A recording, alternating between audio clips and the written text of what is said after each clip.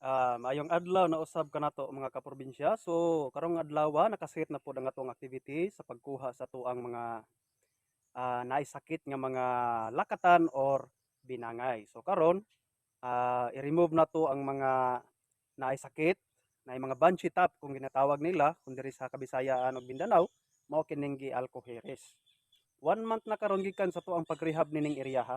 So makita nato sa kong likod mga kaprobinsya no nga naanay mga saha nga nitubo pero naay sakit. So kana ang possible nga magdala na pud og sakit sa wala pay sakit nga saha. So kana ang ato ang i-remove mga kaprobinsya. So abangin ninyo ug akong ipakita sa inyo ha ang development sa ato ang area nga girehab. Area to ni nga atong girehab mga kaprobinsya og update di ay tanon na nakatanom na ta og almost 400 ka punuan sa ato ang binangay. Ang ako alang mga kaprobinsya is ma-share nako kung unsa pagsugod hangtod sa panahon nga magbunga maka-harvest na ta. So pohon makakolekta ta og maayong mga tips, i-share na pud nako sa inyo tungod kay naga-eskwela ta, nagatanaw ta sa YouTube, nagapangutana ta sa tuang mga silingan nga naguna pa og mga naglakat ta na, nag-harvest na sila karon so didto ta nagakuha og ideya. So kani nga punuan mao ni ang sample sa saha nga walay sakit nga nitubo mga kaprobinsya ug naa pa diha kana daghan na sila nga walay sakit kana dira. So ang tapad ana naay sakit ka probinsya kana na siya sakit mo na to ang i-remove.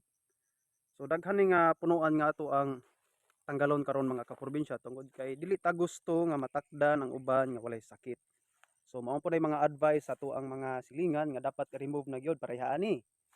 O kana mo na siya banshee top or alcoheres mga kaprobinsya, walay mag-uma nga dili makailan niining sakita sa saging. So sa mga nakakita nga nangita pa pod og mga information, mga informative videos, dili ko expert mga kaprobinsya ha, pero naamo pud tay natun-an gikan sa tuwang experience tungod kay usa man ta ka mag-uuma kaniadto karon lang ta ni balik. So kana spotted kayo na naagi sakit. So kana ato ang i-remove unya. So ang ato ang area nga nahuman is naa pa lang ni sa mga 1/2 hectare siguro. So kana nahuman na diha kana atong pantanggalan.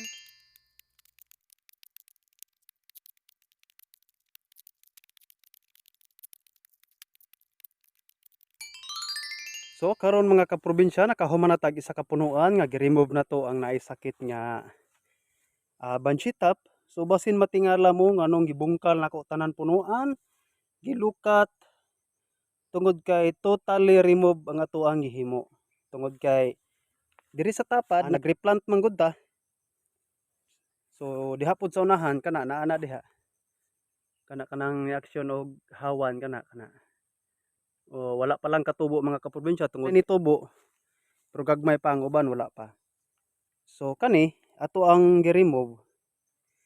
Tapos kanang naay kana siya. Ato anang hakuton didto sa layo didto sa bagnot kana diha nga area mga nasa mga 100 meters diha nato itambak ning ato ang mga nakuha nga naay sakit tungod kay sulti pa sa mga expert lagi possible gihapon na siya nga makatakod tungod kay syempre dahon matugpahan og mga insekto nya mo transfer sa mga walay sakit nga tanom.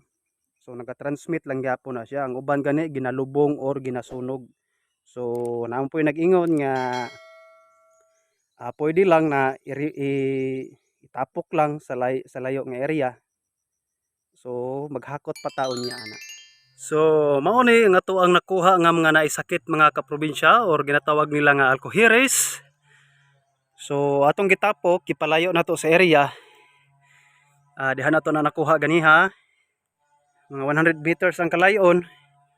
So ato aning gitapok diri tungod kay ato ning butangan og after 1 week ani butangan nato ni og lukay. Tabunan nato siya og lukay tama-tama pud nga malaos ni ang dahon.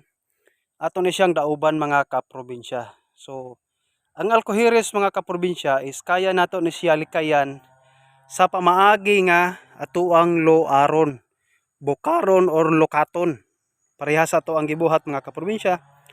tungod kay nagabase ta sa mga naay experience na about pag sugpo niining sakita sa saging. So dili kayo nito ni kabalak-an ning alcoheres or banchitap mga kaprobinsya.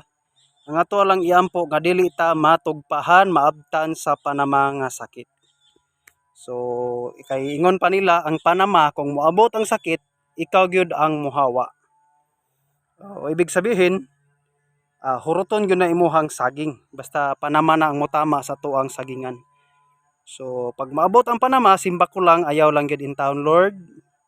Tungod kay nag-invest ta og kapital og kahago niining pag lakatan mo na ang usa sa ato ang iampo sa ato ang labaw nga makagagahom. So kini lang ako ang ma-share sa inyo ha mga kaprobinsya. So once again, daghang kayong salamat sa pagtanaw sa ako ang video mga kaprobinsya o kato lang ako ang ma-share. Disclaimer lang mga kaprobinsya ha, dili ko expert, dili po ko teacher niining paglakatan tungod kay bag-uhay pa usab ta. Nagakolekta og mga experience nga ma-share ko nato sa ubang mga puhon nga maglakatan.